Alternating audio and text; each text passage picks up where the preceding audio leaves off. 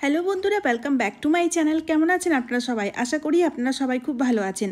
আজকে আবারও নিয়ে হাজির হলাম কিছু দুর্দান্ত কিচেন টিপস নিয়ে, যেগুলো জানা থাকলে আপনাদের প্রত্যেকটি কাজ খুব সহজ হয়ে যাবে আর তারই সাথে সাথে অনেক সাশ্রয়ও করে নিতে পারবেন। তো চলুন চটপট করে আজকের ভিডিওটি শুরু করা যাক। তো বন্ধুরা, এখানে আমাদের নিয়ে নিতে হবে 1 গ্লাস মতো জল। আর জলটি আপনারা যেই পাত্রে নেবেন সেই পাত্রটি যাতে আপনারা ইউজ না করেন এই রকম ধরনের পাত্র নেবেন।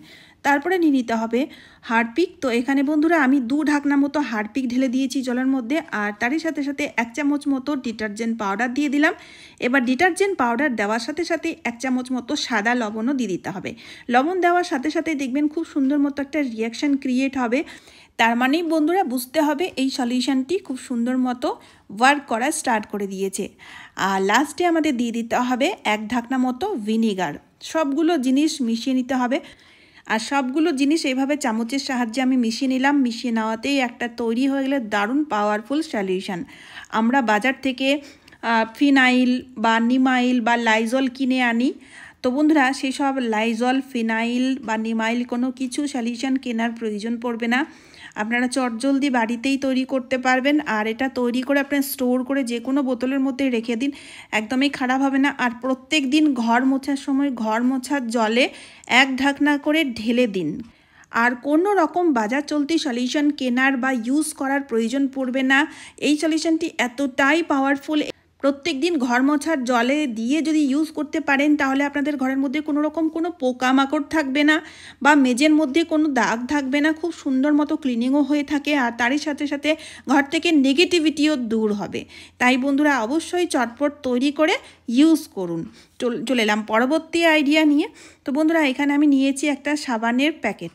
তো এবার কি করি, আমরা যখন গায়ে মাখা সাবানগুলো ইউজ করি বের করে নিই আর প্যাকেটগুলো ফেলে দিই। তো বন্ধুরা, এই প্যাকেটগুলো একদমই ফেলবেন না। একটা দারুণ আইডিয়া শেয়ার করব। কারণ বন্ধুরা, এই প্যাকেটের মধ্যে কিন্তু অনেক সুগন্ধ থেকে যায়, যেগুলো আমরা ফেলে দিই। বিভিন্ন রকম কাজে ইউজ করতে পারি, তারই মধ্যে একটা আইডিয়া আমি আপনাদের সাথে শেয়ার করছি।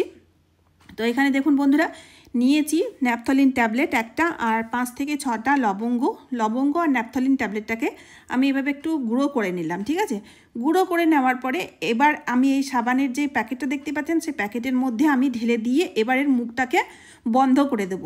তারপরে আমাদের যে কোনো সেফটি পিন বা সুচের সাহায্যে অনেকগুলো ছিদ্র, ছোট ছোট ছিদ্র করে দেবো প্যাকেটের গায়ে, যাতে আমি প্যাকেটের মধ্যে যে ন্যাপথলিন আর লবঙ্গটা ভরেছি গুঁড়ো করে, তার সুগন্ধটা যাতে বাইরে বেরিয়ে আসে। আর তারই সাথে সাথে অল্প একটু ছোট্ট করে একটা ডাবল টেপ গাম কেটে প্যাকেটের গায়ে লাগিয়ে দিন, যাতে আটকাতে পারি। এবার আমি এই সাবানের প্যাকেটটাকে আটকে দেব টয়লেটের দেওয়ালে। এতে বন্ধুরা দেখবেন আপনার টয়লেট থেকে খুব সুন্দর একটা সুগন্ধ সবসময় বেরোতে থাকবে, যার ফলে টয়লেটের বাজে বিচ্ছিরি গন্ধ একদমই দূর হয়ে যাবে। দ্বিতীয়ত হচ্ছে, ন্যাপথলিনের যে গন্ধ পোকামাকড়দের একদমই পছন্দ নয়, তাই বর্ষাকালে যে পোকামাকড়গুলো ঘুরে সেগুলোও কিন্তু ধ্বংস হয়ে যাবে। অবশ্যই ট্রাই করবেন, দেখবেন খুব ভালো লাগবে। চলে এলাম পরবর্তী আইডিয়া নিয়ে। বন্ধুরা, বর্ষাকালে এই ফাঙ্গাল ইনফেকশন হওয়াটা কিন্তু স্বাভাবিক, কারণ বর্ষাকালে দেখবেন আমাদের ট্যাবের মধ্যে নানা রকম বাজে বিচ্ছিরি জল আসে, আর যার ফলে সেই ইনফেকশনটা কিন্তু খুব বেশি ছড়িয়ে পড়ে। হাতের আঙুলগুলো এমনিতেও দেখবেন বর্ষার জলে সবসময় ভিজে থাকার ফলে এই ইনফেকশনগুলো হয়ে থাকে, হাতের আঙুল বলুন বা পায়ের আঙুল। তো সবার প্রথমে আমাদের কি করতে হবে, আমি এখানে নিয়েছি কোলগেট হোয়াইট পেস্ট, আর কোলগেট পেস্ট যে কোনো পেস্ট নিতে পারেন। পেস্টের সাহায্যে এবার কি করব, আমি জায়গাটিকে ভালো করে ধুয়ে নেব। তো পেস্ট লাগিয়ে কিছুক্ষণ রাখার পরে এবার জলে ভিজিয়ে ভালো করে রোগড়ে ধুয়ে নিতে হবে। এতে কি হবে, যে জীবাণুগুলো রয়েছে, যে ব্যাকটেরিয়াগুলো রয়েছে সেগুলো ধ্বংস হয়ে যাবে, সেগুলোকে পরিষ্কার করা খুব দরকার।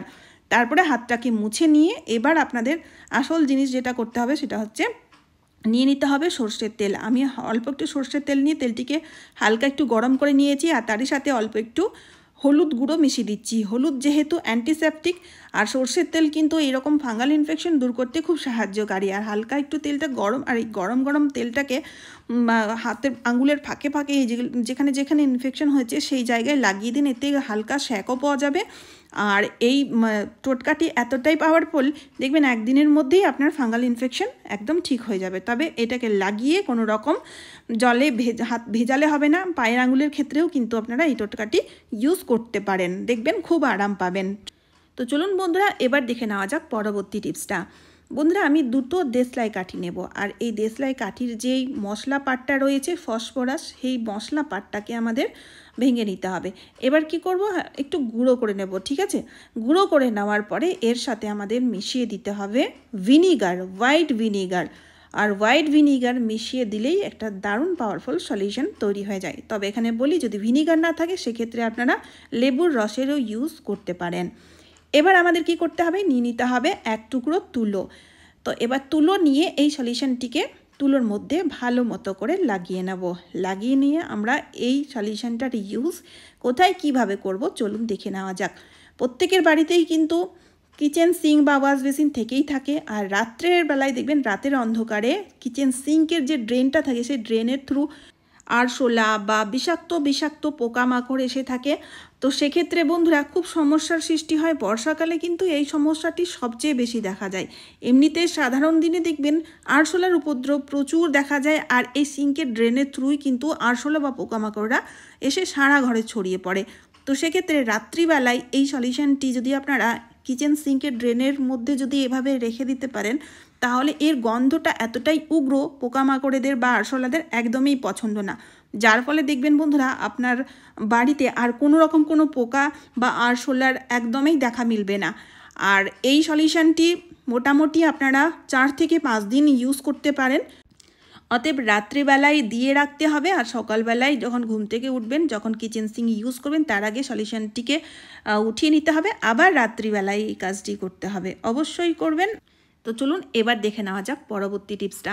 বন্ধুরা আমরা যখন মৌসুমি লেবু কাটি তখন কিন্তু মৌসুমি লেবুর খোসা ছাড়াতে আমাদের দম ছুটে যায়। অনেক সময় আমরা জুস তৈরি করব বলে মৌসুমি লেবু কাটতে যাই, তখন খোসা ছাড়াতে পারি না, খুব অসুবিধা হয়।